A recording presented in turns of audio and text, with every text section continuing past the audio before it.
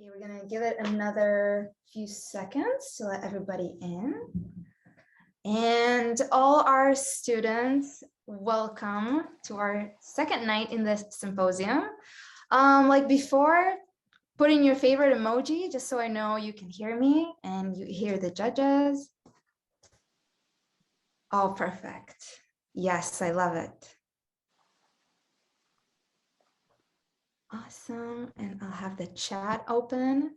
Feel free to, at any time, write your questions, and once I'm done talking, I'll tell them your questions, and yeah, we're gonna have a fun night.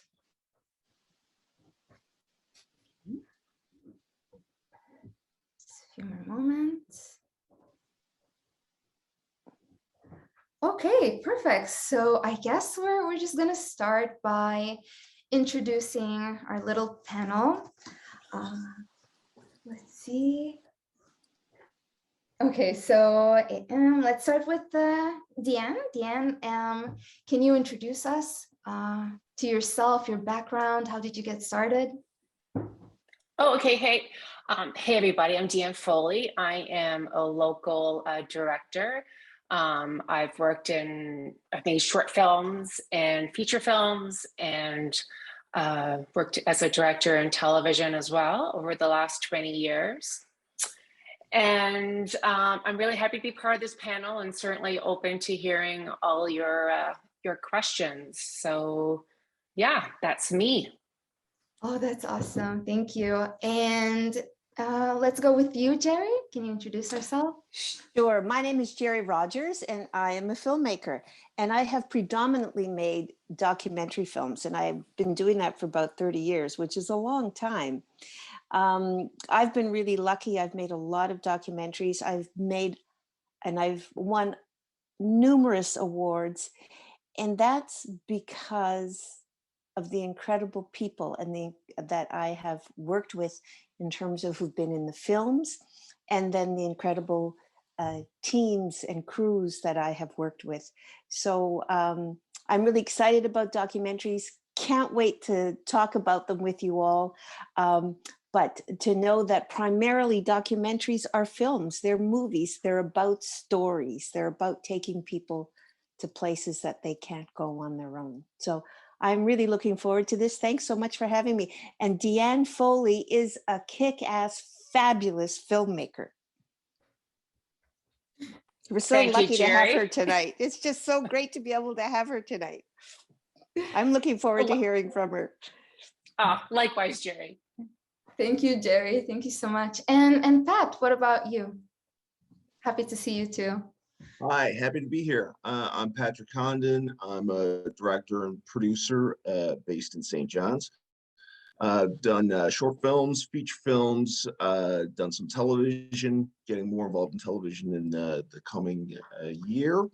And yeah, I'm the judge for sort of the genre horror, sci-fi stuff. And really looking forward to hearing what everybody has to say and seeing all the submissions. Happy to be a part of it. Awesome. Great. Well, this is our panel for this hour. And I also forgot to introduce myself, so I guess I'll also do that. Hello, everybody. I'm Arlette Lazarenko. I'm a newcomer, recently just got here, and I'm a CNA journalist, student, not a journalist yet. And I will be the host of this panel today. And let's get right into it. So let's see, who am I going to pick on first? Jerry, you just talked about working with other people.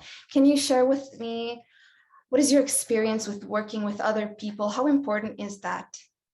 Well, for the most part, filmmaking is a real team effort, and the director, and I've been a director, I've also been a producer. The director's role is to try and communicate a vision of what they're trying to do, what they're trying to say, and then allowing people who do camera, who do sound, who do writing, whatever, allow them to bring their skills and their expertise to the table to help the director realize that vision. In documentary though, like folks can basically make films just on their phones, and sometimes people will make their film on their own. They can shoot with their phone, they can edit.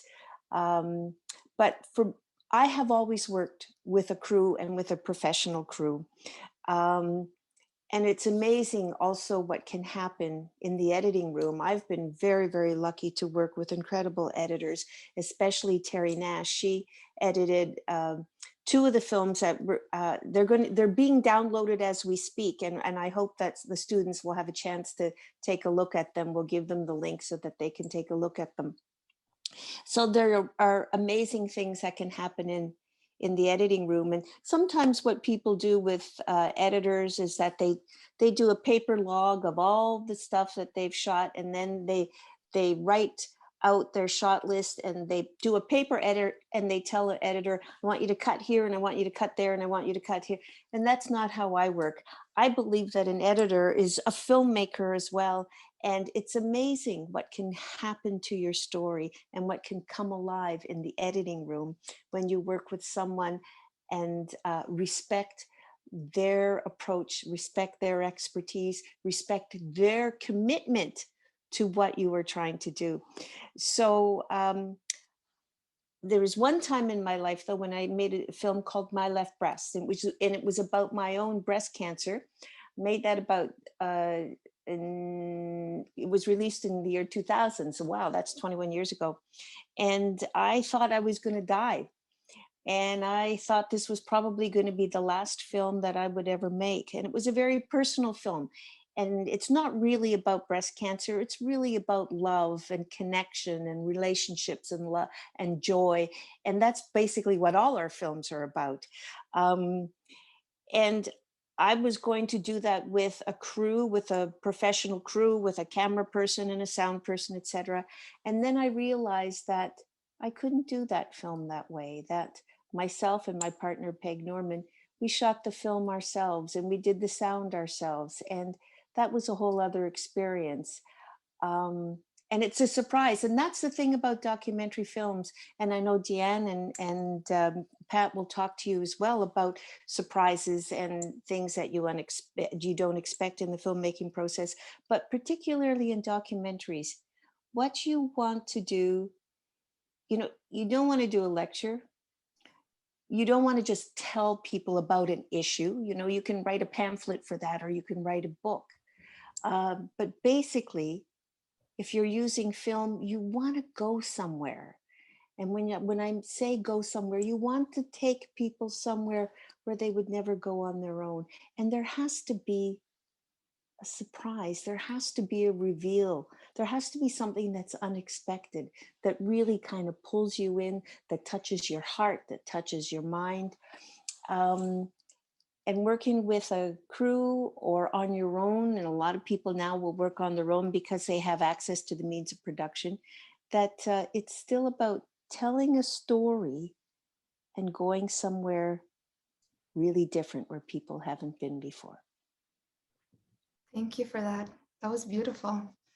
Deanne, I want to move to you. What do you think makes a good story?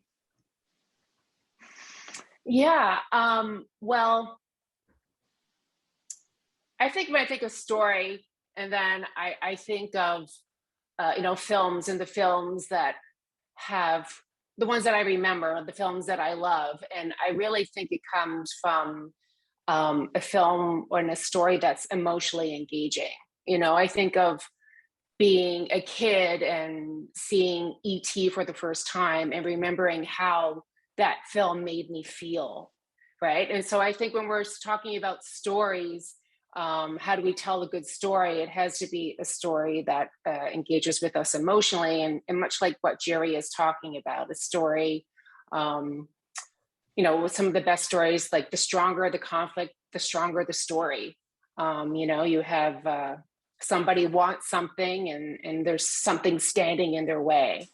And, ultimately filmmaking and stories are about transformation, and we're going to go on our hero's journey, and we're going to start with that character at the beginning of the film, and then through the process of like of your short or your feature or whatever you're working on, you know, your character is going to be in a different place.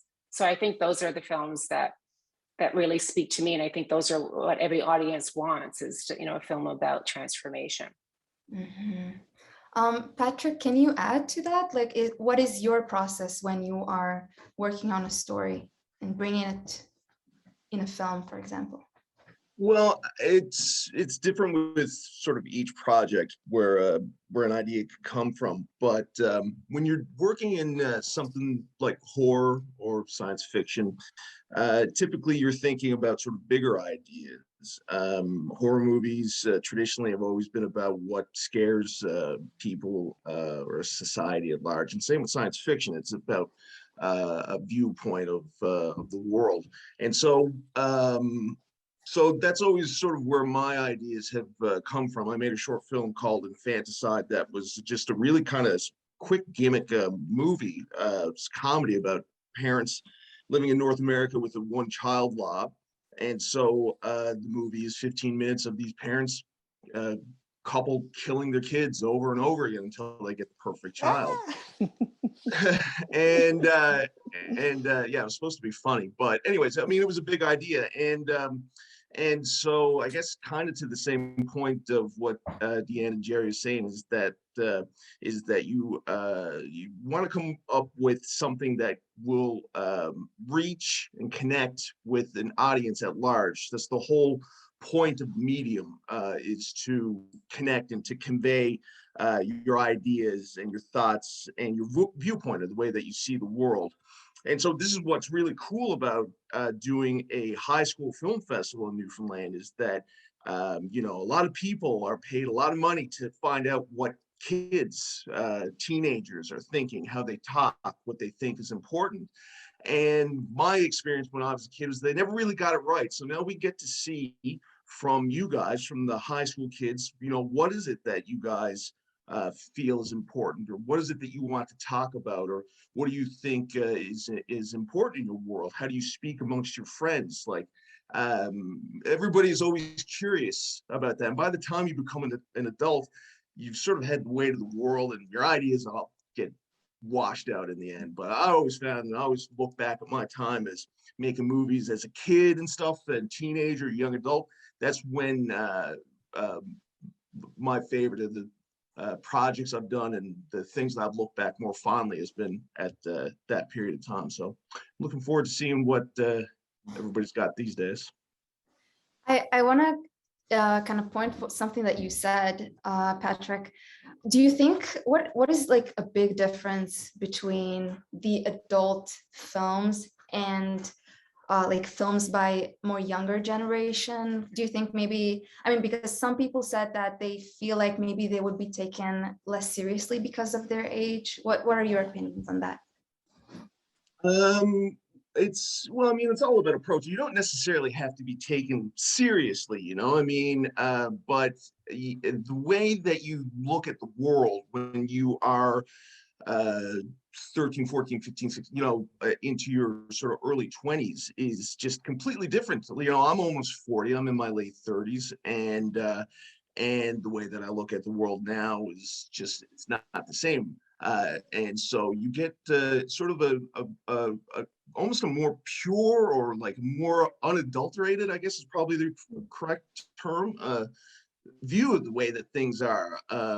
It's, you know, things are a little bit more cut and dry. I remember being back then. And so, you know, I wouldn't even worry really to any teenager, high school student. I wouldn't worry about being taken seriously. I would just really sort of think about what's important to you and what do you see in the world? What do you see in Newfoundland, your town, your schools? You know, how do you view the adult world? And just go for it, and you know, and let us get a peek in. Awesome, thank you. Jerry, I want to go back to you. You say, you know, bring your emotions in the film. And especially with what you did, I mean, such an emotional and personal thing that you went through, like breast cancer. How how do the students can put those emotions out there? How can they, like practically, how can they connect with their audience? How do you think the best way to do that? I think if you want to make a documentary about something, you have to figure out, it has to be something that you're passionate about, because it's a lot of hard work to make a film. And making films are a risky business. It's you know, you're putting yourself out there on the line. So it has to be something that you are passionate about, that you are curious about, that you are really pissed off about, something that really affects you. And you know, so often, particularly in journalism school, they talk about objectivity. Well, you know, I would never be objective about a documentary that I've been making. I'm incredibly subjective because I'm so invested in what I'm doing. But the trick is to really listen with the intent to really hear and to really look, to really see what's going on, and to know, well, why is it that you are going to do this film? You're going to choose something that you want to make a film about, that it's a story. You want to tell a story to people, and you have to figure out, why am I the best person to do this? Why is it so important to me? And you know, it takes as much work to make a good film as it does to make a bad film. Making films is a lot of work. And sometimes people just get really hung up on the technology, when really the strongest element is the story that you are going to tell. And I learned that, for instance, with My Left Breast.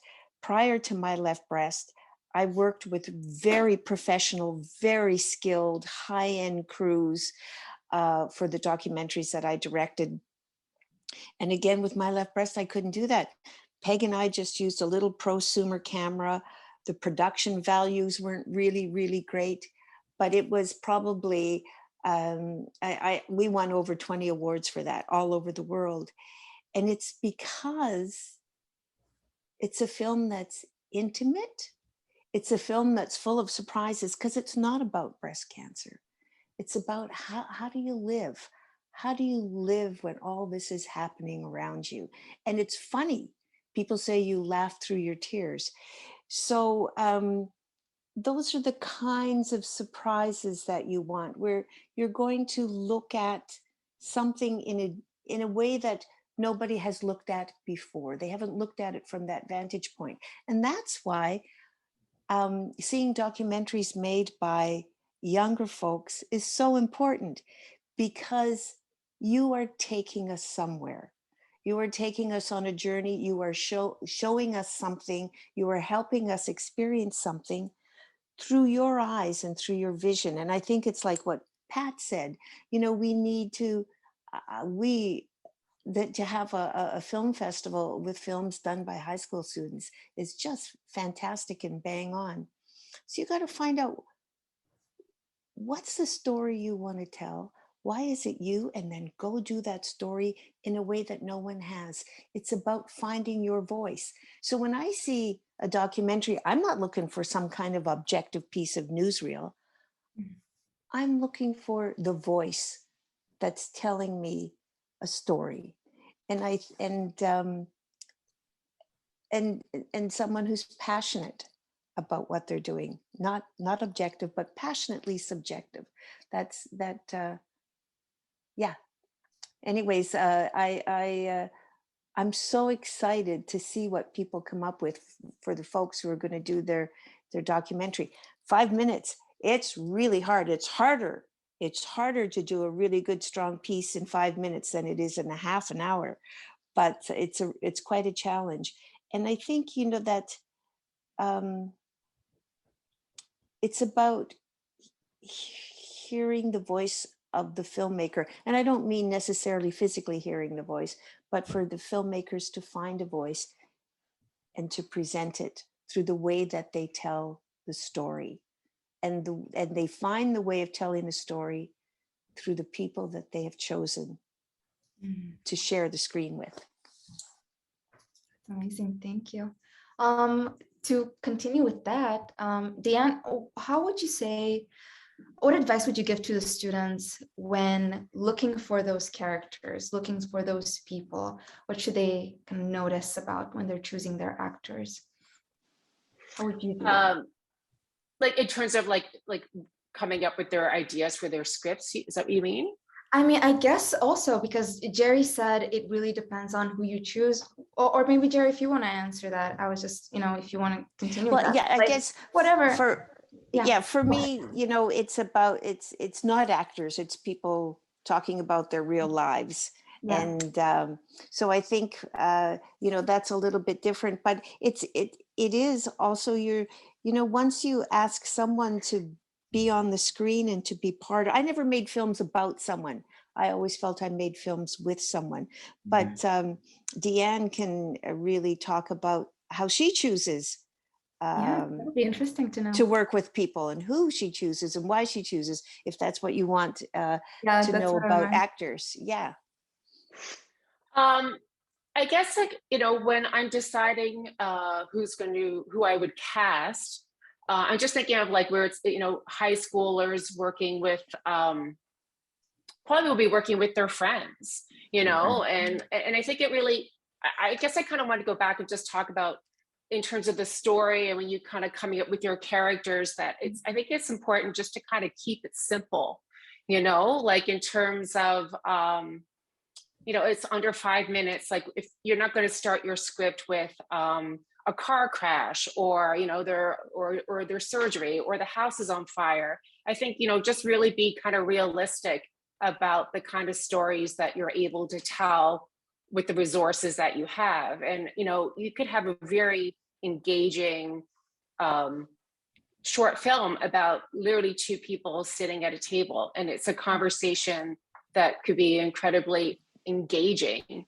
So I would also, think about, I guess going back to what Pat's talking about and what Jerry is like talking about, a story that really speaks to you.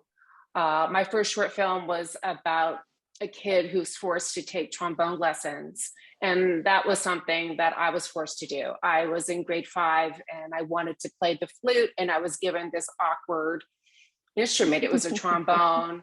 I was asthmatic, I was pudgy, I couldn't run the length of myself. And then now I had like this huge instrument to carry around. And that was really what my film was about. And it was something that I had a personal experience about. And I felt like I could tell that story.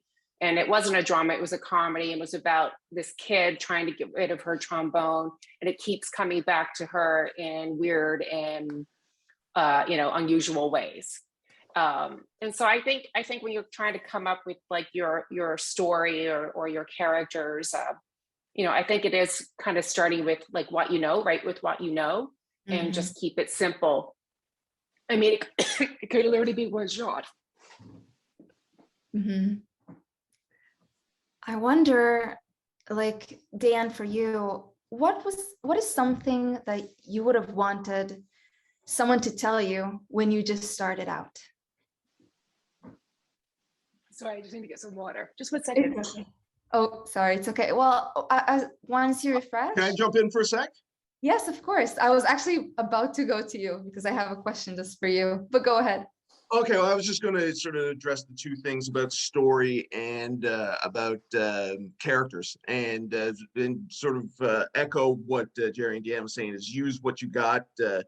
Don't, if you don't have access to elderly people, or, don't write for that. And I've always loved working with actors that aren't professional actors. And that's how I started. I mean, we had a great program. I went to school in Gander Collegiate. We had a great media program that started me off with everything, knowledge and whatever. And we would always, we would just write for our friends and in college and stuff. And so same thing, right, with the people that are around you, and write characters that are to their strengths and stuff. Don't force people to be on camera if they're not going to be comfortable with it, you're going to be able to see it. And then also with story, and especially where it's this is like a 5-minute sort of thing, a huge mistake that people make when doing short films is they try to tell a story that's way too big, that spans too long. And especially when it comes to something that's like horror, where you're going to be, you know, building suspense and stuff, and there's going to be moments that you want to really draw out. Try to keep your story specifically for something that's about 5 minutes, and for horror, you know, there's advice for every sort of genre. So, but I'm just speaking to mine. You really will want to keep your story as concise and contained, I think, as possible.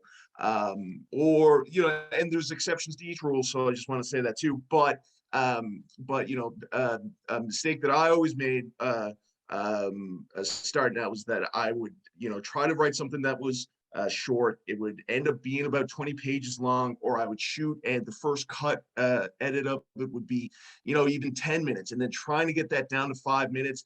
The story, you're cutting story beats out, things aren't going to be making as much sense as they did at first. So really sort of concentrate on keeping your story as bare minimum, as not necessarily simple, but just don't try to go too large. Don't try to say too much. Don't try to tell too much.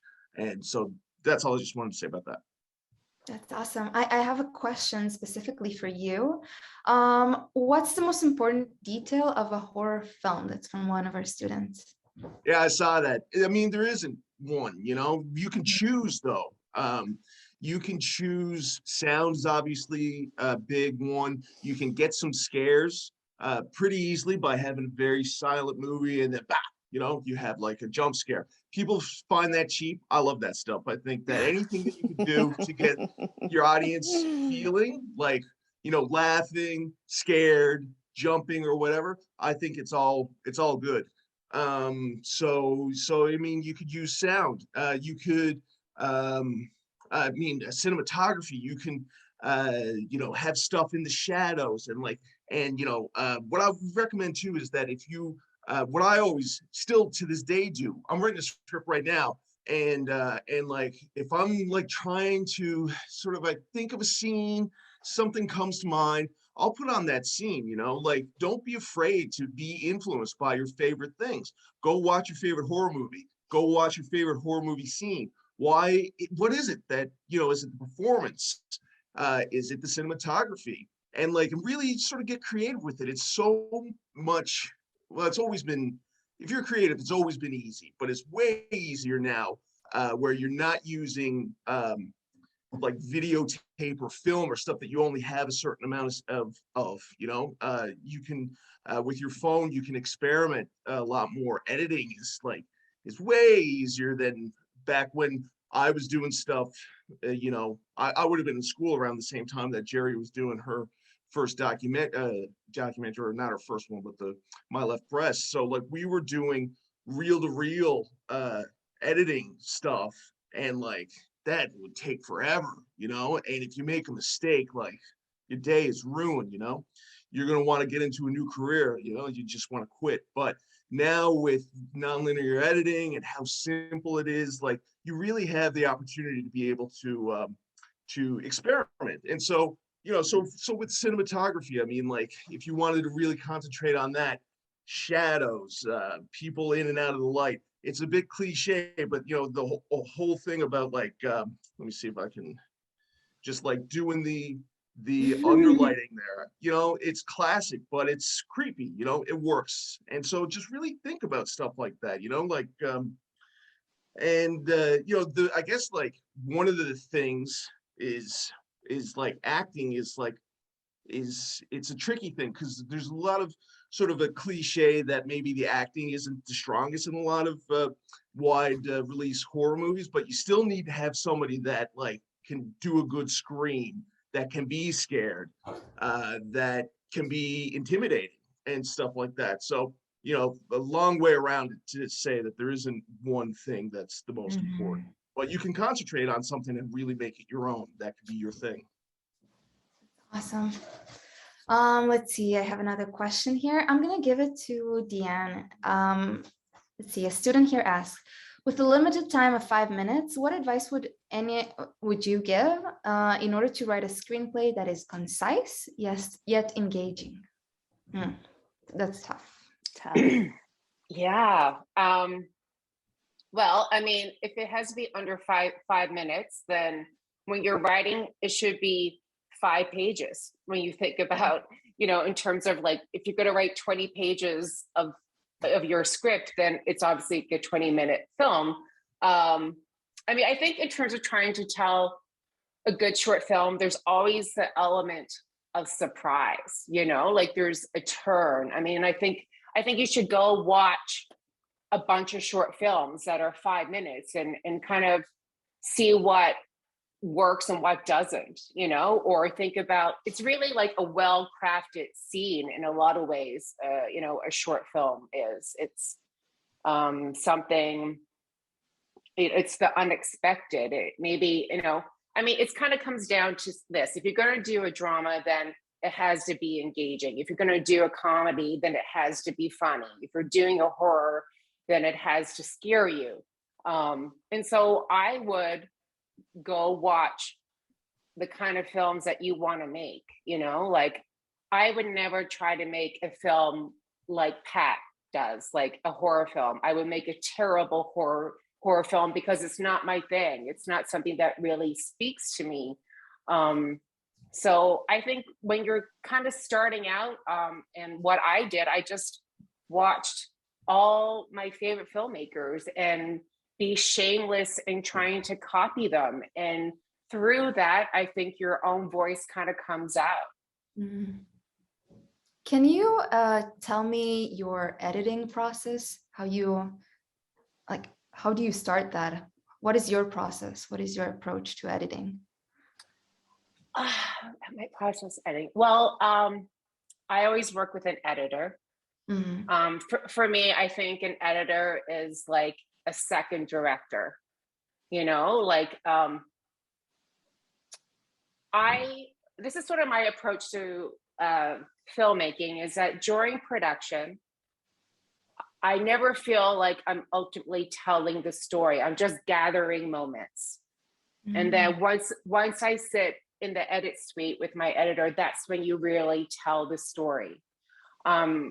So like, things could go terribly wrong if the scene, like maybe things aren't going, it's not exactly what you thought it was going to be in your head. And I can guarantee every person who, when you're trying to make your first film, it's not going to be exactly what's in your head, but it could be better. It could be on the day when you're actually filming the scene and you pictured, these two characters interacting. I think if you allow yourself that room for discovery, you might actually see something even more interesting. Maybe because your actor is going to prepare, they're going to come and they're going to bring something interesting to the table, right? Like maybe it's and just allow yourself to kind of discover it, which is not about editing. And so but I had the same process. Like once I'm in the edit suite, I'm also still allowing myself discovery. I mean, I'm always very clear about the story I want to tell, but at the same time, I'm open to letting other people. When I talk about my editor, to kind of show me something that I'm not seeing. So I always explore all the possibilities, and then at the end of the day, you kind of decide, this is how I see it. This is what speaks to me, or this is what.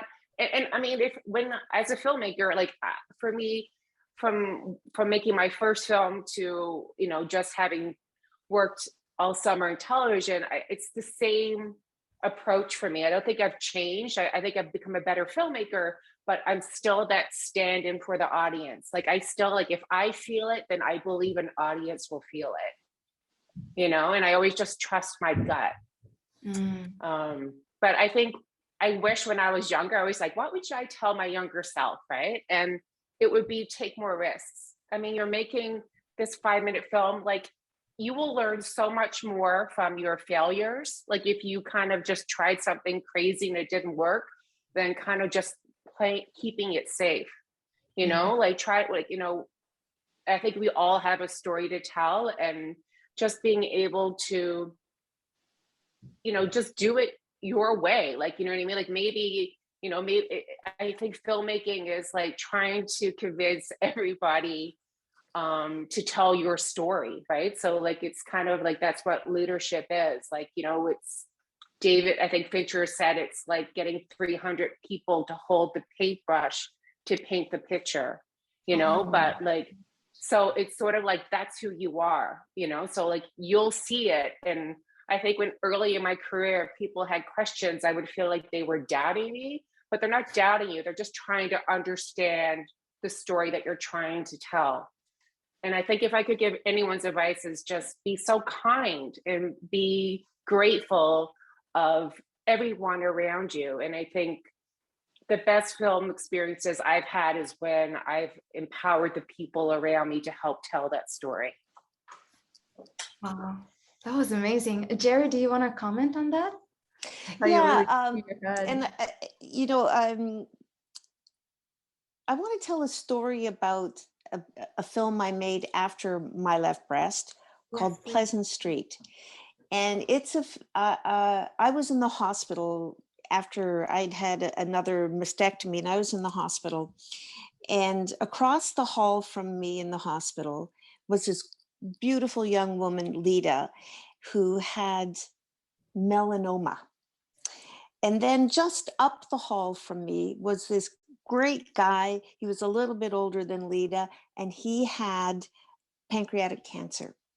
And both Lita and Ken were told that they had 6 months to live, that their cancers were terminal. And we found out that we all lived on Pleasant Street, and Lita lived across the street from me, and Ken lived up the street from me. And I knew that the process of making my left breast really helped me get through what I was going through. And again, it's not about breast cancer. It's about love. It's about community. It's funny. It's sad. It's everything. So I went to Ken and Lita because, they were both told that they were going to die within, the latest 6 months. And I said, I made this film called My Left Breast. And I said, it really helped me go through, like I went through 6 months of chemo and radiation and surgeries, etc. And I said, would you folks like to make a film? I will make a film with you if you think that that will help you. And it did. It was an incredible experience. And we did things, again, it wasn't about melanoma, and it wasn't about pancreatic cancer. It was about, how do you live fully? How do you live fully? How do you live with love? How do you live in community when you know you're going to die? And there are times in it, again, when it's so funny. For instance, I said to Lita, what do you love to do? She said, I always wanted to be an actor. And she said, I love fashion and I love makeup. She was a gorgeous, gorgeous young woman, just stunningly beautiful. She said, I always wanted to be a model. And I said, hey, let's do a makeup and a costume session with you. And that's what we did. And we filmed it all. And you know what? It wasn't about the makeup. It wasn't about the costumes. But what happened was that while she was going through that, she started talking about her fears. She started talking about, I don't want to die. But you can't just sit somebody down in a chair and say, okay, tell me about how you feel now. And also Ken, this little tiny bit of a macho guy, not really super macho, but had always had real control of his life. And he loved the ducks at Bowring Park. So I said, hey, Ken, let's go feed the ducks at Bowring Park. And he was a little fragile. He was sick. He'd, had surgery. And so he was going to try and feed the ducks. And he was afraid. And he'd never been afraid before in his life because he was a strong, virile man. but now he was not that well, and he couldn't move really fast, and the ducks surrounded him and they ran after him, and he said, "This is what's happened to me. I'm afraid of a goddamn duck now." And that's what happens when, as Deanne spoke, and Pat, when you work with people, and the role of the director when you're making a film is to say, what's really happening here? What's really being said? So it's not about feeding the ducks, something else happened. And I'm sure when Pat and Deanne are on set, and something happens sometimes with the actors that are it's just totally a surprise. And often it's wonderful. And then something happens in the editing room. So I think, you know, for anybody who's considering doing a documentary, it's about, what do you want to do? What do you know, like you can make a 5-minute film about the climate crisis, and God knows we can never have too many films about that. But we all know that the climate is our planet's on fire, and it's flooding, and we're still using fossil fuels. We all know that. We all know that. So we don't need a film that says that's bad, that's bad, that's bad. We need a film that will reach right into our souls, reach right into our hearts to motivate us. And that's what Deanne and Pat were talking about too. Pat was saying, you know, how to make someone laugh, how to make someone feel. And Deanne was talking about that. You need to do that in documentaries as well. It's not about lecturing or finger wagging. It's about, how do you connect? Who are you making this for? How do you connect with your audience? What is it you want them to see and feel and experience? And how do you best do that? So if anybody's going to make a 5-minute documentary, I'd be happy to talk to them at any point. And basically the question you have to ask yourself, or have someone ask you, why do you want to do this? What is it that connects you with this? And then how do you want to do it? How do you want to make something happen in the process of filming that then will come alive on the screen? Yeah, wow, that was so good. I wonder though, because you have so much experience with this and being able to bring those kind of emotion, someone here in the comments asked, how can we do that and not accidentally be cliche, use cliches, or even be a little bit predictable? How can they, I feel like you kind of already answered it, but what would you say about that? Well, you know, again, it takes as much hard work to make a bad film as it does to make a good film. And it's so easy to fall into cliches. And that's where, as you know, look at, as Deanne said, look at filmmakers that you really, really like when you really, really like their work. But I think it's, you know, for documentaries, it's about,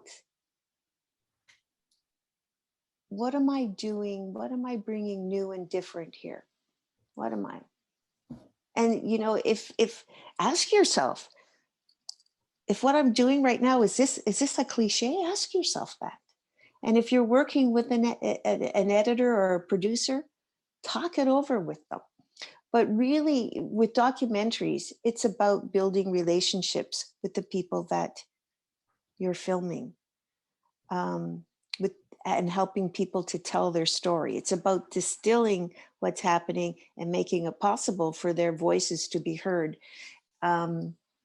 So, you know, people talk about talking heads, so I don't like talking heads. I did a film called The Vienna Tribunal. I was invited to go to Vienna because there were women from all over the world who were standing before a panel of international human rights judges.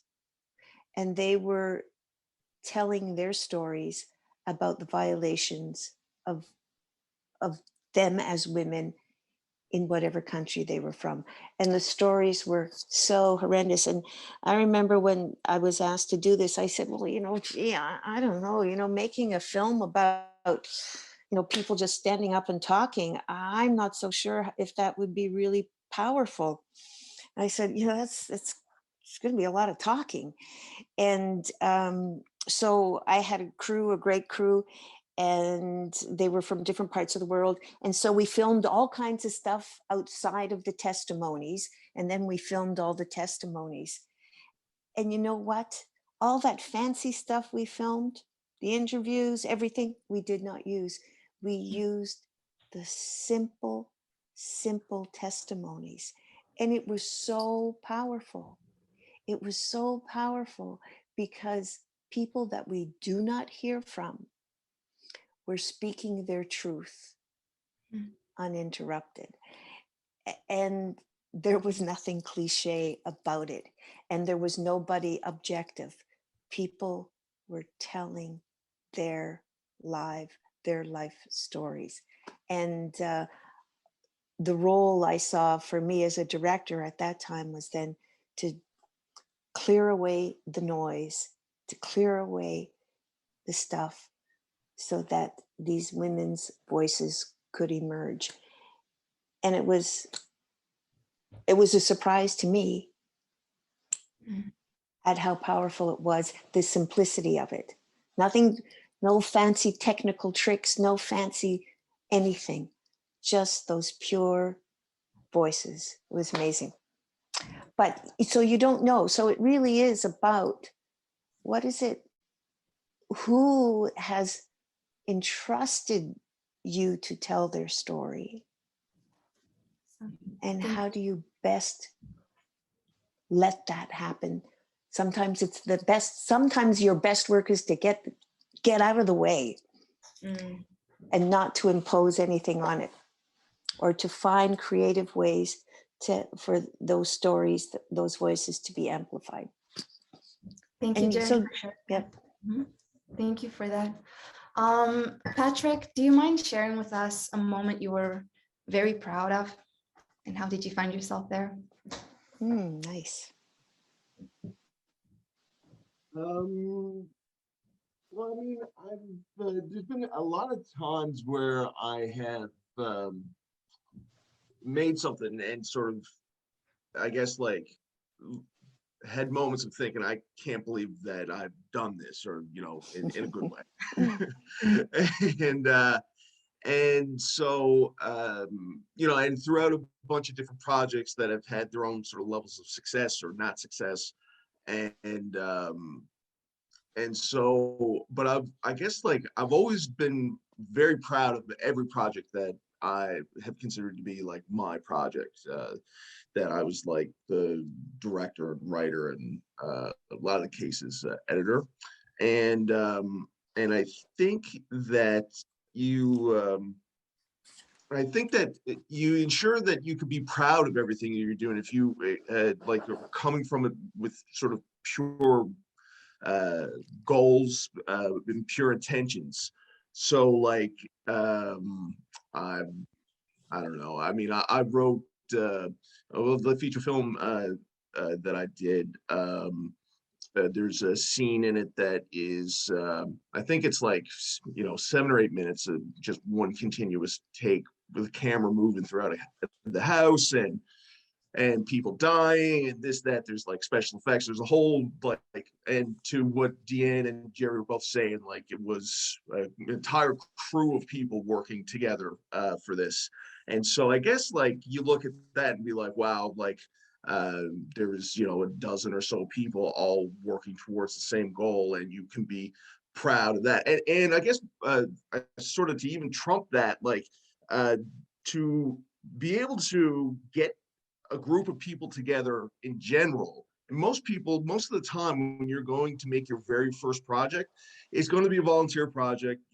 Nobody's going to be getting paid. You might not have any money at all. And so I think that everybody that is, regardless of how well the project turns out, you should always feel proud that you're able to sort of get the troops, to motivate, to inspire people to come together, to give their time.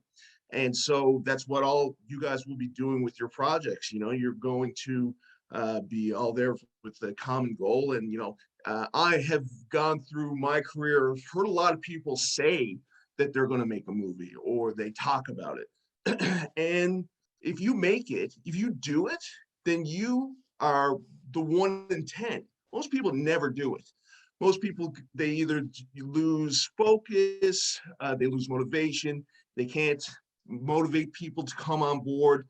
And so if you can actually get together a group of people and put together a project, then that in and of itself is a huge achievement. It separates you from a huge pack of other people, and it's something to be proud of for sure. Awesome. Thank you Good for answer. that. I turned it around there. It was awesome. I don't know where I was going with that at first. It was great. I feel like we can use that to so many areas of just really showing up. I love that. Okay, somebody asked here.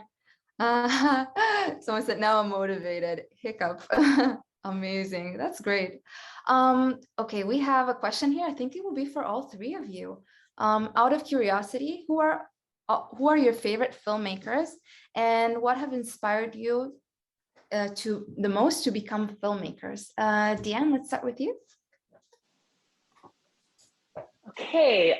Well, I mean, I often have said that it was E.T., like seeing E.T. as a little girl had a huge kind of emotional impact on me, and just remembering how that film made me feel and the ability that I could tell a story to be able to, to kind of just capture an audience's attention. I think that there's something really powerful about that, and your storytelling. My favorite filmmakers. When I was starting out, I loved Wes Anderson. Was a filmmaker. Paul T. Anderson, Jane Campion were some filmmakers that were. One of my favorite films is In the Mood for Love by Wong Kar-wai. Yeah, those are some of the filmmakers that kind of spoke to me starting out. That's great. Okay, we have 2 more minutes. Jerry, do you wanna say yours? There is something I want to say. I'm sorry, I'm going to probably not answer that question. Go ahead. But sound matters. The sound matters. And I've experienced that in a number of films that I have directed, where sometimes if the picture is kind of messed up, if you have the sound, though, a good, clear sound, that will carry it.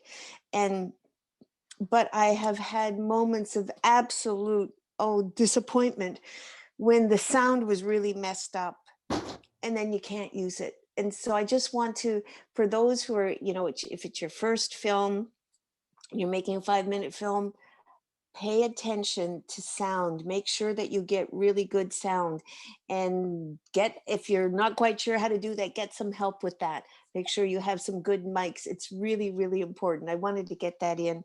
I've been influenced, by a number of films, and I'm way older than all of you, and I loved Norman Jewison's films. He's such a great storyteller.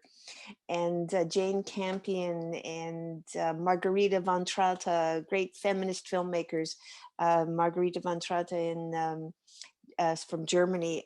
There's just great, just a lot of, and as a feminist myself, I've, to find filmmakers who showed women in very strong, positive roles or very complex roles. And also as a lesbian, how important it was for me to see films that would have members from the LGBTQ community just play their lives, that they were films about being gay or queer, but that it was just a matter of course that they were the story. So it's been good to see more diversity on the screen, particularly people of color, Indigenous. There's some great Indigenous work being done right now as well by Indigenous filmmakers. So yay. And then we're going to get all these fabulous young people from St. John's or Newfoundland and Labrador, and we're going to hear their voices and see things like we've not seen before from different perspectives. Then we'll be able to talk about them as some of our favorite filmmakers. How exciting is that? And what a way to end this first hour. Thank you so much. Really, thank you so much for being here and sharing your thoughts, your ideas. I'm sure students, I mean, by the comments, they were very motivated. So we have a 5-minute break, and I'll see you all again at 8. Thank you for being here, guys. Oh, you're welcome. Thanks. Good luck, everybody. Have fun. Good luck. Yes. Yeah, fun. Thank Have you. fun. Yeah. Bye-bye.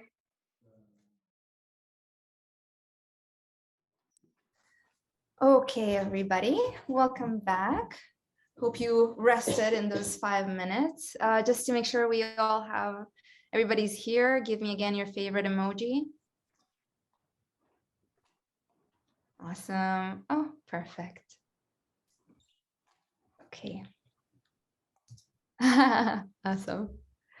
Okay, so I have Martine here. Martine, thank you so much for being here with us and helping our students with probably their first films for many of them. We can start with just a short introduction about yourself, how you started in the industry. Oh, sure. Well, let's see. I am a producer, director, DP, writer, and editor. So I started out as a guerrilla filmmaker, and I just kind of learned everything. and I thought I would start specializing, but it seems that I just keep doing everything. Not in every production, but I'm still doing all those roles. So yeah, and I love them all. Awesome. Can you share with us how you got started, like your first project? My first project, I lived in a building in New York, and it's called a squat. I don't know if you're familiar with squat. So in New York, they have a system where people in the 80s, when there were a lot of buildings that were in bad states, people would move in and they do the work on the building and they would end up being able to live there. And it's actually legal. So I made, but some of the squats were getting kicked out by the police and by the city. So I made a socio-political horror film with my friends in my building on 16mm film to talk about squatting, and it was like kind of a fun take on getting evicted. It was called El Evictor, and that's how I started. And I guess I grew up with a lot of photographers, so it was natural to have images around me all the time. And I grew up with my mom back in the day when film had to be developed in a dark room. So she developed her film in our bathroom. So I was always banging on the door trying to get in to use the bathroom. And she was always developing some kind of pictures in there. So yeah, it was always around. That is so awesome. Can you tell us what you wish someone would have told you when you just started out? Yeah, I guess what I see with a lot of student films, some points that I thought would be good for them to know is background actors are really important. And I see a lot of student films that don't use background actors. And also to mix ages up. A lot of students will make films with their friends. But it's more realistic, of course, when you bring different ages into it, you bring some older folks into it, have people play their real ages as much as possible, and unless it's a comedy. Yeah, those are two of the big ones. I had some other ones I can't, sound, of course, is super important to record it decently. And yeah, those are three things that I see a lot in student films that, if they, once they progress, they'd move beyond this, but those are three things that I see. Awesome. What do you see like a big kind of mistake that I want to say newbies make? Well, those three things that I Mhm. mentioned, let's see, lighting, like shooting. Another thing is shooting outside. Like it's best not to shoot, try not to shoot like in the middle of the day outside, because the lighting is really what we call toppy, right? So you'll get, everything will be very broadly lit, and you'll get a lot of, direct sunlight, which you try to avoid. It's best to try to shoot it, if you're shooting outside, try to shoot in the morning or in, later afternoon, so that the lighting is more, diagonal, more slanted, more pleasing. Mhm. So try to watch, try to watch where the sun is. Try not to light people directly in the face with the sun. A lot of, try to turn them so that the sun's hitting the back of their head, so that it's not, directly in their face, because that tends to look quite amateur. Mhm. Awesome. Well, to move to something else, can you share how it was like filming your comedies? What it was like? Yeah, like your experience about it, or tell us about the process that you did, like the process that you make. Well, a really good thing to do with comedies is to let the actors improvise, right? Because often what they come up with is even better than what you've written, right? And so something that I worked with Kathy Jones, and she told me that there's a director called Mike Clattenburg. He did Trailer Park Boys. And he said to her once, he said, let's just do a take that's wild and crazy, just like off the wall, wild and crazy. And it was the one that ended up, they ended up using in This Hour Is 22 Minutes, right? So try to do a take that's even like bigger than you ever thought, or, funner or crazier. And sometimes that's the one that actually gets used. Mhm. Let's see, I have a question here for you. When producing my first short, The Runner's Fate, I had a lot of difficulty trying to find inspiring and nice shots. Any tips on getting shots that are clean and beautiful with limited technology? What would you say? Well, I would say it's something that I find really interesting in shots is when you capture foreground as well as background, right? So we call that shooting dirty, right? So you can shoot something clean. So if you shoot something clean, you won't have anything in the foreground. It's just the, your subject and then the background, right? But if you can, let's see if I have something. I have a few. So this Yeah, is my go ahead. just brought that. So if you had something there and something else here, just at the bottom of your shot or at the sides, it kind of, I mean, these are bad examples of objects that would be in it, but like it's what we call shooting through something, right? So it gives you more depth. It gives you more, there's more of interest in your picture. There's more for the eye to see, and it's just a more interesting shot to me. So that's something that you can do to make shots more interesting. Try to get depth of field.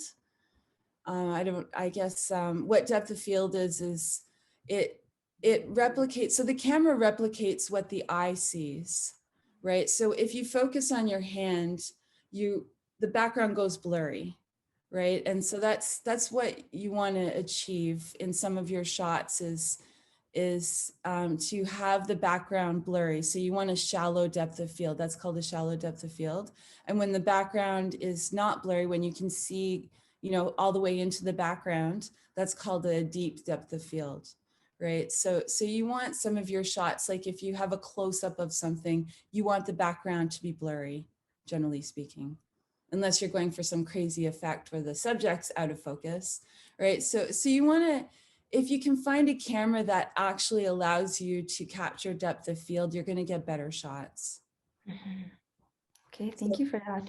Phones are starting to do that. You can actually, there's settings on newer cell phones where you can actually get depth of field, and you can actually get cell phones you can actually get small mics for cell phones. So you can actually, you know, there's been feature film shot on cell phones, as long as you, you know, stay aware of trying to capture depth of field and trying to, you know, get good sound by using a mic that's separate from the actual camera. Mhm. But I wonder for you, do you think the students working, I mean, I'm sure many of them will shoot, you know, with their phones even. What do you think they should be focusing on bringing into their films, so to make them, I guess, their stories more powerful because they're working with limited technology? What would you say? I say it starts with the writing. It all starts with the writing. You know, it's really hard if you don't, like they say, if it's not on the page, it's not on the stage, right? So you want your film to have a theme. It should be about something, generally speaking, right? So you know, you want to make a comment on something. You want to have something that's what your film is about, right? So that's it, and it should have a beginning, middle, and end, and the character should have some kind of arc, generally speaking. So something should happen that shifts their focus or their view slightly. You know, it can be slight.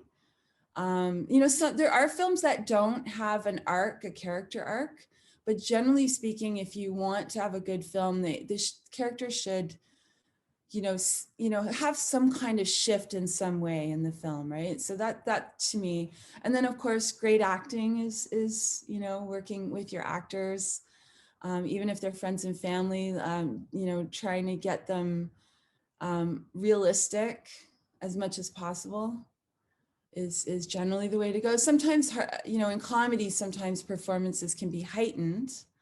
If that's what you're going for, but you know, still, I think the best comedies at their core have sort of real elements. You know, the character is feeling something real, even if the situation is heightened. And what is your process to coming up with those ideas? How do you bring them into your writings? How do I bring them? Yeah, that's a really good question. I try to go with an idea that hasn't been done to death. So of course you want something kind of original, or an original take on, you know, something that, if it's been done to death, like zombies have been done to death, right? So if you're going to do a zombie movie, you really want to, at this point, do some, you know, have an original take on it. Maybe, you know, I don't know, ballet dancing zombies or something. But yeah, you want an original take on it. So yeah, I tried to go with something, or you know, an original idea, and also have something, you know, have the theme, a theme that resonates with me and my life and what I'm, you know, what I've gone through or what I'm going through. I wonder, how much of yourself do you bring to your films? A lot. Mm. A lot, especially when you're directing, you tend to call on what you've experienced. And directing is one of the hardest parts of filmmaking, is how to get a performance out of an actor. You know, that so you can draw on personal experience, and you know, that sometimes, you know, helps the actor if you can tell them a quick story on set sometimes, or you know, it's always brought back to your own experience. So it's so much of it is personal filmmaking. I wonder how you do that, because you do wear a lot of hats. I mean, writing, producing, directing. How do you do that? And do you have them all at once, or like, do you change between the roles? How do you do that? Well, I'm making a show right now, and it actually, you don't do them all at once, but the show is kind of me and my husband doing all the roles. So we are doing all of them. And when it is a production like that, where you are doing all the, you know, pretty much all the roles, it's really good to have consultants, especially in the edit, so that you have people, like, always take people's advice. That's another thing on set, like always listen to other people. And it's film is so collaborative that Mhm. it's really important to have other people's insights and voices on set, right? And especially in the edit, you have to send your film off to people whom you trust and you think have a good idea of film. Sometimes, maybe somebody with a bit more experience, to give you feedback, and then take that feedback and make your film better. That's so important, is to get and test screenings. You can show your film to your friends and family and have a Q&A afterward and ask them if they understood what your film's about, and did they like it? Is there anything that didn't resonate with them or anything that felt fake? That's really important to do as well. And how do you balance that? I mean, with taking critique, but also not losing yourself. I guess if your intuition tells you, I should put this, but others are not getting it, what would you say? Take your ego out. So never be too proud to listen. I think you've got to listen to everything, but then sometimes they're not right. Sometimes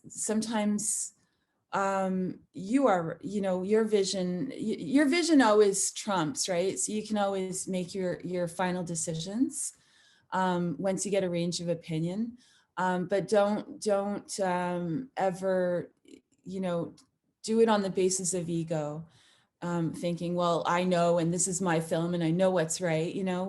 Always listen to people, but if you really feel that their advice isn't right, in the end, you got to do what feels right in your gut. So you got to stay humble always, no matter what. I think it's important, and always listen to people, and then go with your gut in the end. Yeah, awesome. Let's see if I have some questions for you. Jennifer asks, what kind of mic would you recommend to use with a cell phone? I don't know specifically. I usually work on productions of sound person, but that's the thing about gear, about equipment, is you really have to research and watch reviews on YouTube, because I just bought a piece of gear just the other day and I didn't watch any reviews. I just had to buy it in a hurry, and I'm sorry now, and I'm probably going to have to send it back. So watch reviews on YouTube, because they almost every piece of gear will have reviews, either on YouTube or just Google it. And yeah, I can't say specifically for cell phones, because I don't work with mics. I don't work with cell phones unless it's like specifically a shot in a film that has to be a cell phone. But there's lots of great mics out there for cell phones, and it's amazing what you can do with a cell phone these days. And I hear they're getting better and better and better. So never underestimate a cell phone. For sure. And take up as a question, do you have any advice for, okay, this one, I don't know, incorporating SFX makeup smoothly in your short? Incorporating special effects makeup. Special effects. I guess make sure it looks real on camera, and if it doesn't look real, pull the shot back so it's not too tight on the special effects, or just if it doesn't look super real, have it go by quickly, or or don't get too close on it, right? So if generally with cameras these days, the 4K cameras, lots of cell phones are 4,000, high resolution, 4,000 lines of resolution. So they can generally see what your eye sees. So if it looks fake to you, then don't find a way to creatively don't show it as much, right? So pull back, or have it go by in a blur or something like that. Okay, awesome. Thank you. Can you share with us kind of challenge you face and how you moved past it?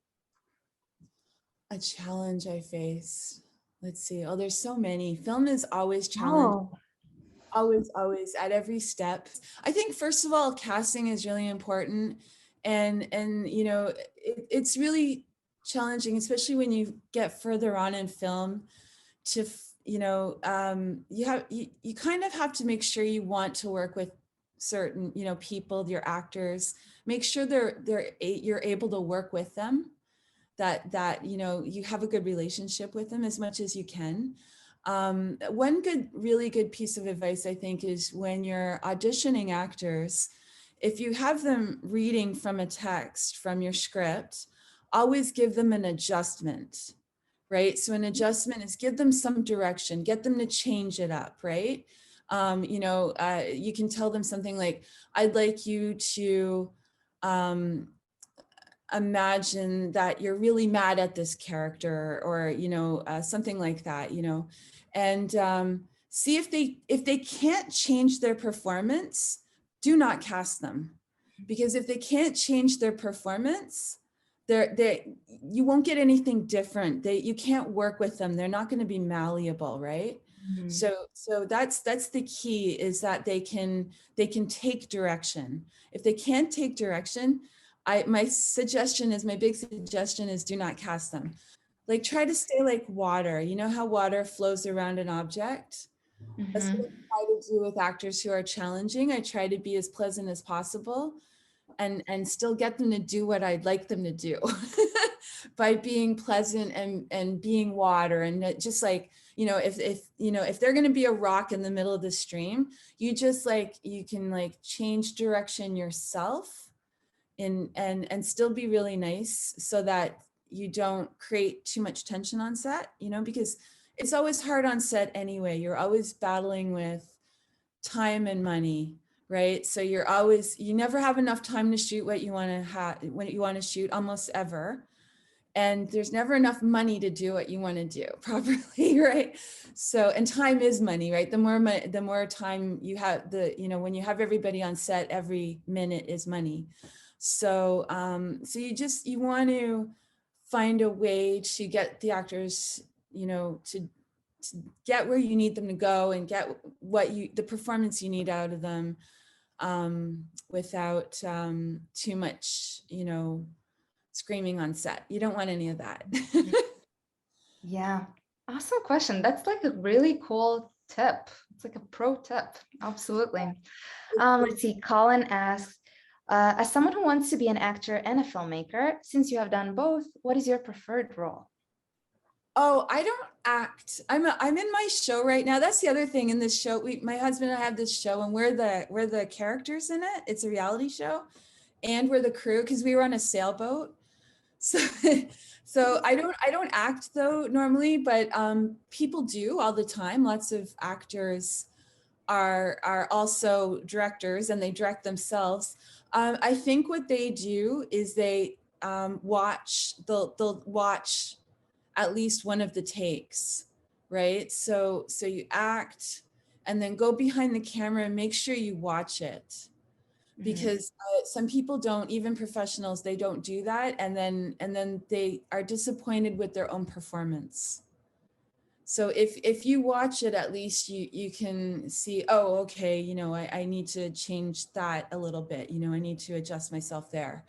But if you know, and build time into your day to be able to watch the replay of your performance, so that you can see what you're doing, because you know, it's challenging. Like I said, you're always going to be battling time, right? So make sure that you build time in to watch your performance, so that you're not going off the rails, or you're not too subtle, that you can adjust yourself.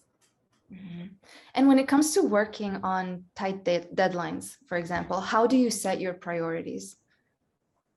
Well, sometimes you're setting them at the moment, right? Like, so many times during the day, you run out of time. Like, you know, there's always stuff comes up in a day, right? So you have to know which shots you can lose. That's a really big, important thing, right? So even on my shot list, when I'm planning my shot list, I know I can lose this shot, this shot, this shot. Be prepared to lose them. Be prepared to condense stuff. You know, you have to be really flexible on set because stuff will come up, technical things will come up. That's nobody's fault. And then you have to be really flexible because weather can happen. You know, all kinds of things can go wrong, and they always do. You know, somebody can get sick and just leave, and all of a sudden you're missing your main character. So you have to always be really flexible and think, okay, how can I still get what I want, and make sure you're getting the emotional core of your scene. Make sure you get that. You know, if you know you're going to have to lose shots, don't let that be the last one that you shoot. You know, make sure that you get the core, the most important shots first, and then you can lose whatever, you know, that isn't, you know, is gonna mess up your scene or your movie if you don't get it. Awesome. Okay, we have another question for you. What's one of the best ways to build tension? Oh, on set? No. Probably not. Well, the actors, they have objectives, right? So that's what you always want your scene. You want opposing objectives, right? So if basically one character needs to go and the other character, that's what you give as direction. Like you want to make your boyfriend stay, you'll say to the one actor, right? And then you'll say to the other actor, you're late for this thing and you really have to go, right? So that's an objective, right? So that those are opposing objectives, and the actors will, and really good actors will take those and milk those, right? So yeah, you always want to have, you know, you need tension in it, pretty much almost every scene to make the piece compelling. You always have to have these opposing objectives always, right? So it's always one character wants something, there's always obstacles from other characters. What would you say, I mean, when you look at a story, what kind of things that jump out of you that you say, okay, that is a really good story? Oh, that's a good question. If I can identify with it, I guess, if it feels true and authentic and it resonates with me, or it's super original and funny, but if it's funny, it really still needs an emotional core at the center of it to make it resonate with people. So something that speaks to you deep inside, you know, like, oh, I understand that, oh my God, I've been through that, you know, that kind of thing, right? So you know, it's something that connects with your emotions, something that resonates, that connects with you, and universal, you know, a universal, it has like a universal core, universal truth, meaning that most of us have been there. We can adapt it. That's like one of the key things. Awesome. Well, thank you so much, Martine, for being with us this half hour. You gave us so many good insights and like really good practical tips. And well, to finish up, do you have any last comments for our students? Have fun, you know, just go out, make stuff. Your first films can be embarrassing. Screen them anyway. You know, and then you get better and better the more you make stuff. And so don't worry about I have so many embarrassing films. Don't worry about them, move on, and just, you know, keep creating, keep growing, keep making them better. Amazing. Thank you so much, Martine. Thank you, Jackson, and see you guys. Yeah, you see their films, and we can't wait to see what they will do. Yeah. Okay, have fun, guys. Bye. Thank you. Okay, and now for our next guest. Let's see, we will have Alison White in about a minute. And I'm here with Alison. Alison is an award-winning producer. Alison, I'm going to give you the floor to just introduce yourself to our students. Okay, great. Thanks, Charlotte.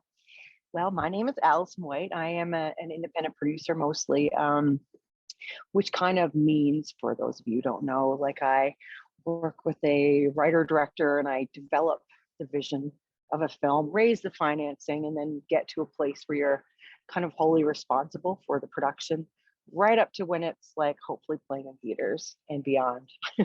But I also work as a line producer, which to differentiate, it's like that's when I'm hired by a producer to like mostly like oversee the budget, oversee the logistics for, you know, the actual physical production of the movie. And it doesn't usually involve like being too involved with post. So yeah. How did you find yourself? How did you get started in that kind of career? I feel like all of us are like, well, we wandered on a NIFCO set. Yeah, I grew up in Bonavista and I knew I wanted to do something like I was in the drama club, but I didn't really want to act. And eventually I found myself on a NIFCO set and I was like, this is it. I want to work in film. And I went off to film school after doing an English degree, and I was studying cinematography and editing. But there was one of the short films being made needed help, and I just like took it over. And so I discovered, oh, I think I'm a producer. So I was the only person who produced a film that year that was not in the producing class, which was kind of funny. So yeah. That's awesome. And can you tell me like your first project? What was that? My first project post film school, I actually directed. It was I wrote and directed. It was a short film called Peephole, and I made it all on my credit card. Oh, wow. So my whole crew worked for free except I think the DP. I paid him like $100 a day, which I thought was exorbitant. And yeah, it was a short I wrote from a character that was in my head for a long time. And I wrote, directed, and produced it. And that was back in like 2005. And, you know, played some festivals, but I learned a lot, but I still like that little film. But yeah, and then I paid it off over a couple of years on my credit cards. I wonder what it's like to really finance a project. What is your process of doing that? I mean, I guess, like, do you want me to speak about short films? Is that more appropriate? Yeah. Or I think it's more relevant for the students. Yeah. I mean, I don't recommend necessarily making a short film on your credit card. I was living in Toronto at the time and I tried a couple grants and I couldn't. But, you know, since I moved back to Newfoundland, there are a lot of great places to like raise money, you know, whether it's arts grants, you know, like arts grants, and then like programs like Picture Start and like the Michelle Jackson Award, Canada Arts Council I've used, like a kind of like just like finding every single grant you can possibly apply for out there. But I mean, you know, a lot of shorts, I had a really great budget, but I also realized like, you know, you don't need to do that anymore as well. You could have a camera and find people that are like-minded and make something. But I think finding provincial, city, and like national grants are a great start to if you have something that needs a little money or just obviously you want to need money to make a movie. I know that.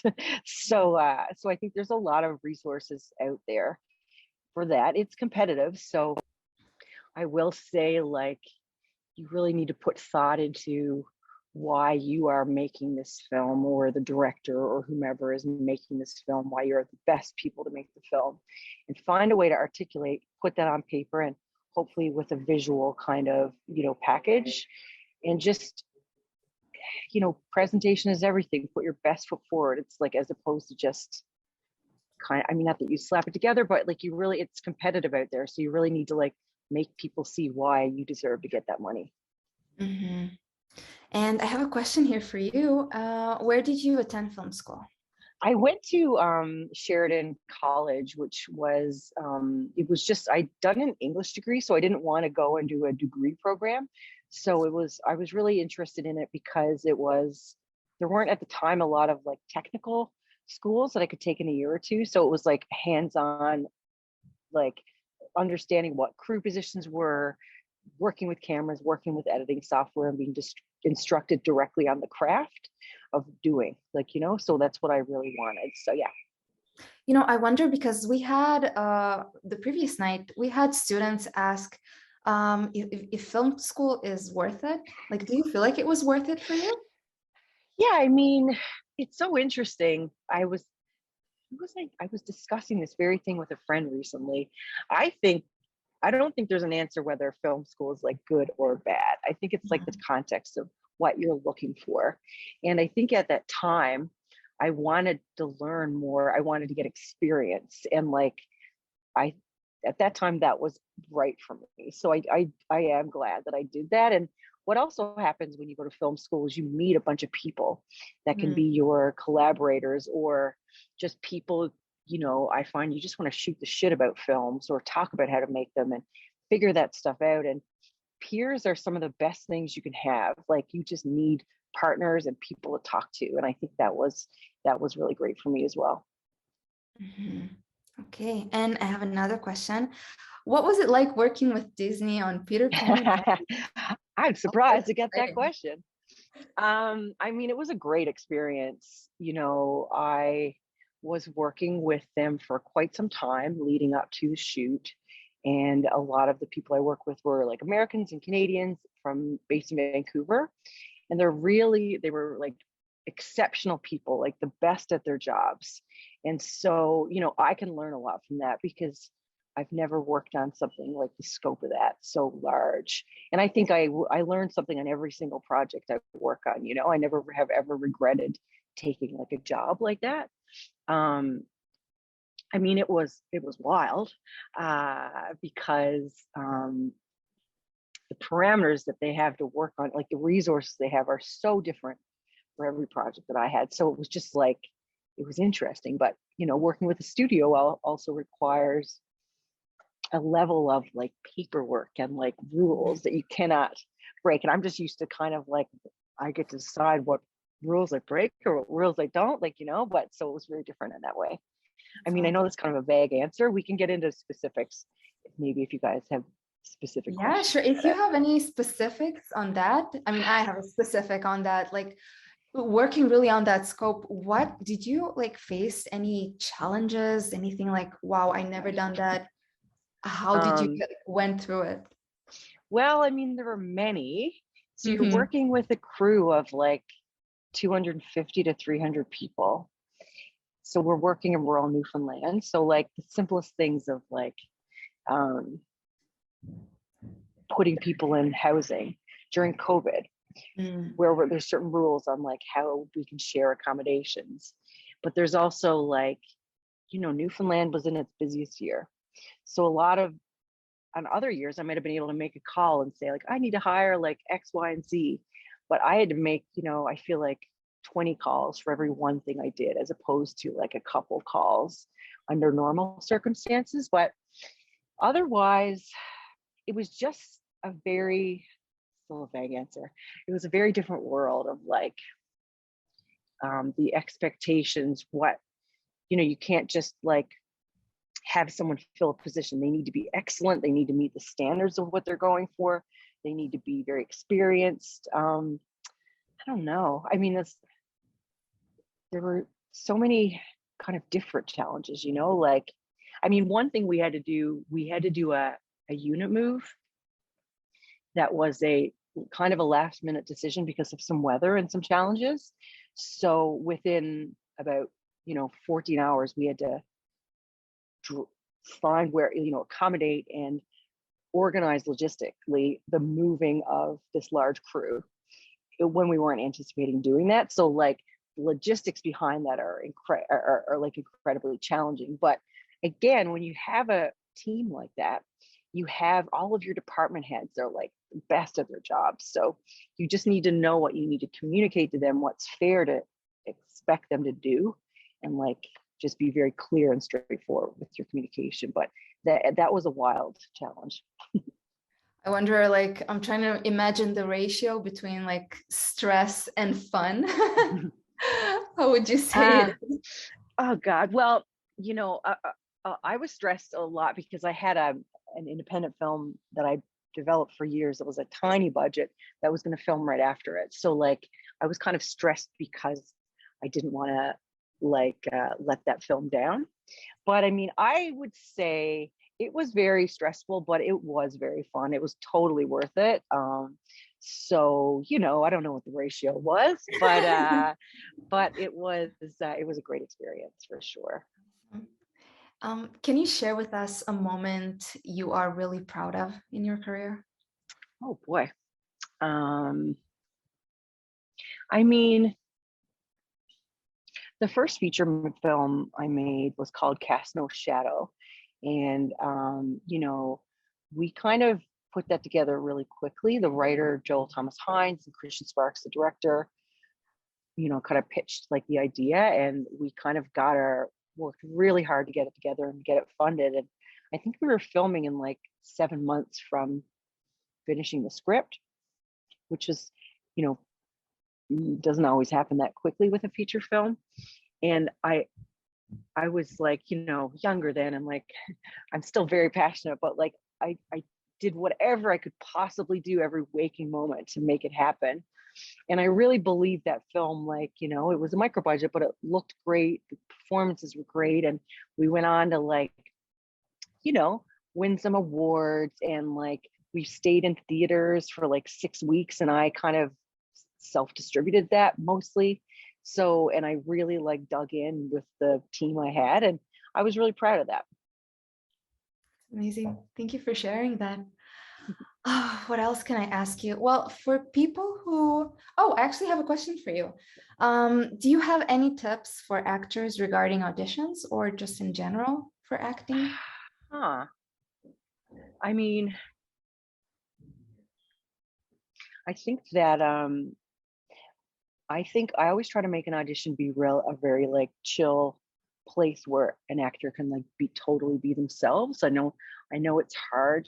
Sometimes it's really a nerve-wracking experience, but I think that if you can kind of try to just put the best like elements that you have, whether it matches the character exactly or not, like your strongest kind of performance in it, and really just go for it. And like I think that a lot of times people are afraid to go for it because it might look like overacting, and sometimes it does.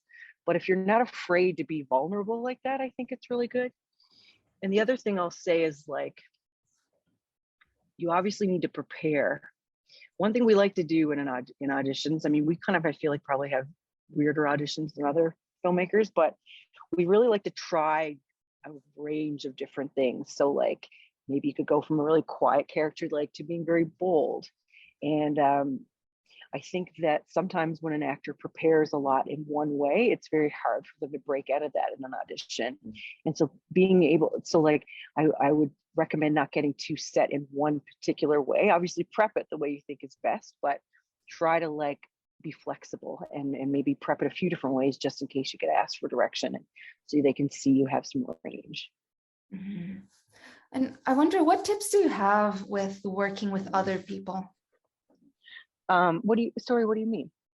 Like, you know, because when it comes to film, you are working and there's like a lot of people involved. Here with the students, they will probably have their friends that they're working on. But you as a producer, I mean, you do have a lot of people that you kind of manage. How do you, how do you work with other people? I mean, I think there's like, you know, you just got to be yourself. And me, what I really try to do is like communicate, like, this is a little bit about money and stuff, but like communicate extremely clearly to people what they should expect, like with money, with like the length of days, with how big their team is, and how much they'll have to manage themselves, so that they know what they're agreeing to, so that when, you know, if someone thinks it's 8-hour days and then we're shooting 12, it's like, that's not going to make them happy. So I think like really open and honest communication with them, and kind of like not lying to yourself about what you're going to actually be able to do. And I think we have to treat people really fairly. We have to consider these are professional circumstances, these are jobs.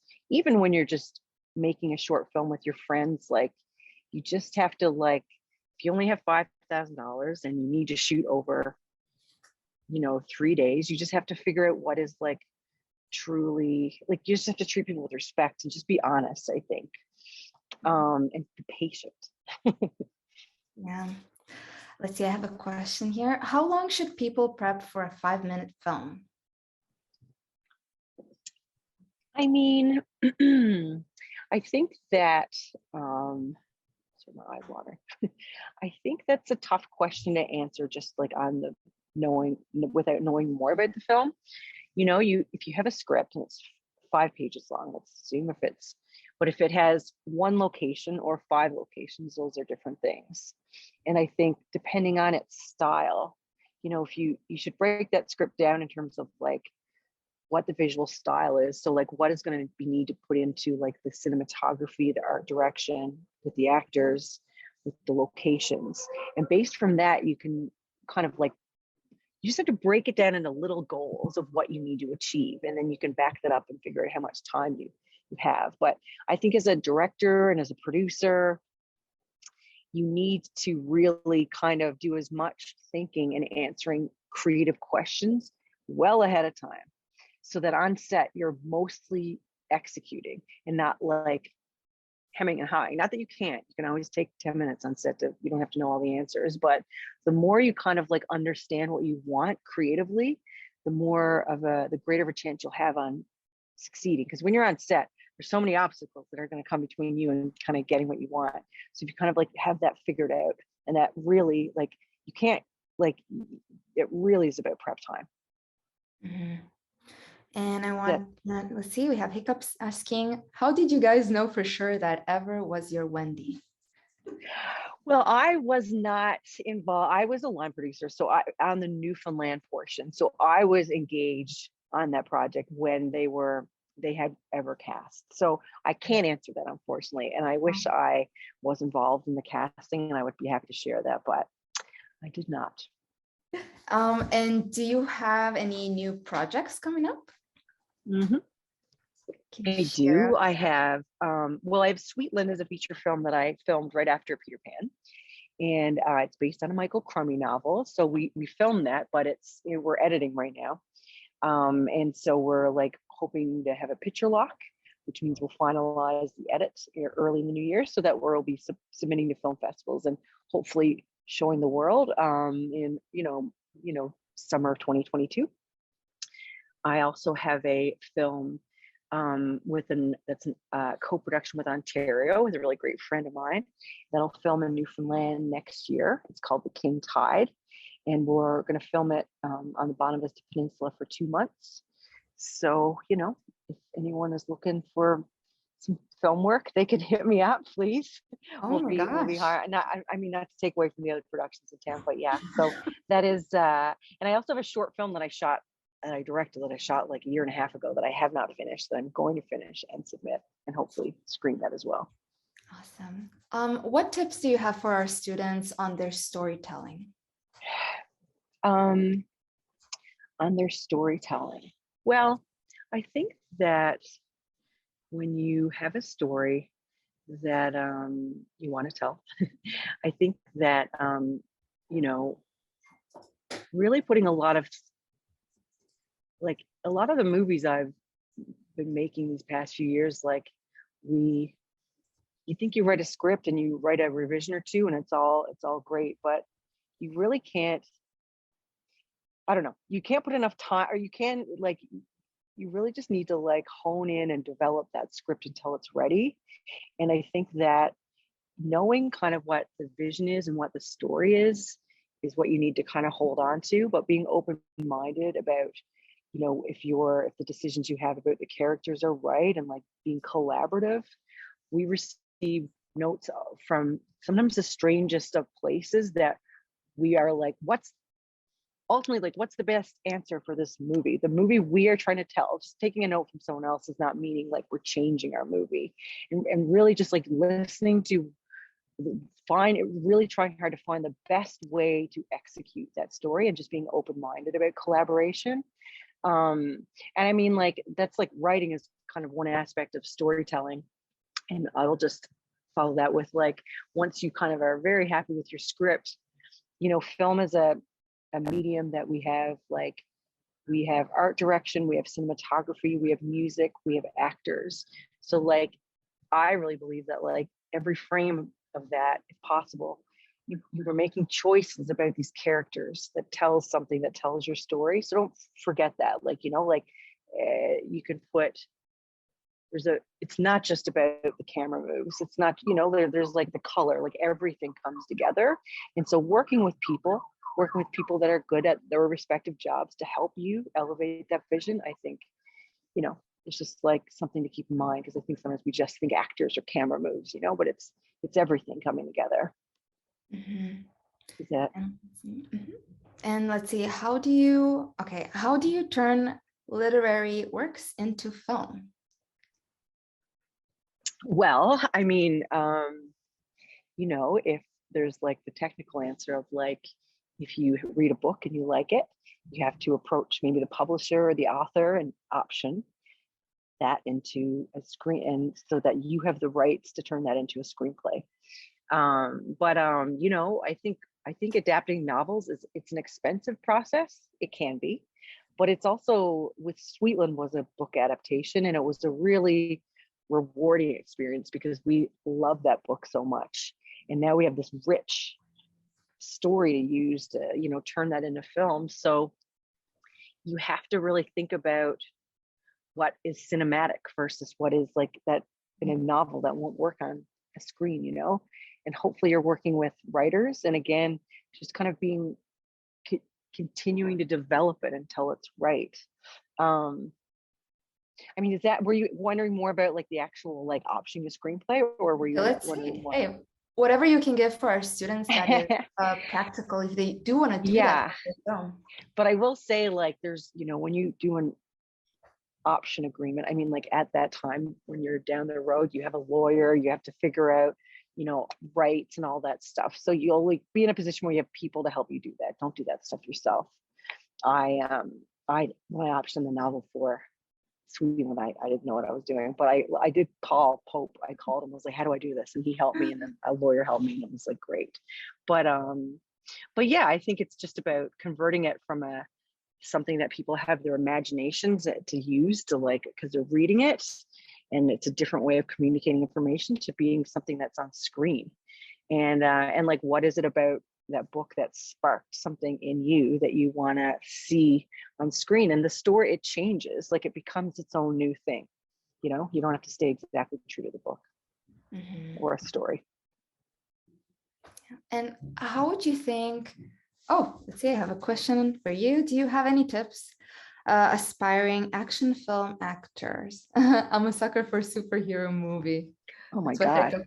I don't know if I have any tips, to be honest. I mean, I did, obviously I'm a line producer on Peter Pan, but like, it's not like I have a wealth of knowledge or experience in like casting large movies like that. But I mean, maybe if you're an aspiring kind of action, you know, maybe you find, you know, if you're starting out, maybe you find a director that wants to direct something and you kind of work on something together. And, you know, you see if you can get some kind of cachet with that. But I guess auditions and working really hard at that craft, I think ultimately people want good actors. So whether it's an action film or a rom-com, you know. So continue to. Yeah, I wanted to ask you, how do you deal with setbacks? Like, you know, because I feel like this whole industry, you're bound to fail. You would say that. So how do you deal with that? How do you pick yourself back up? I mean, usually you have a bunch of people with you that you talk about things and you move forward. But you know, I mean, setbacks happen so often. It's just kind of a part of it, like, you know. But yeah, I mean, no setback has to stop you. Like, you know, like you might not get funding, but you can still find a way to make a film. You might not get into this festival, but you'll get into another one.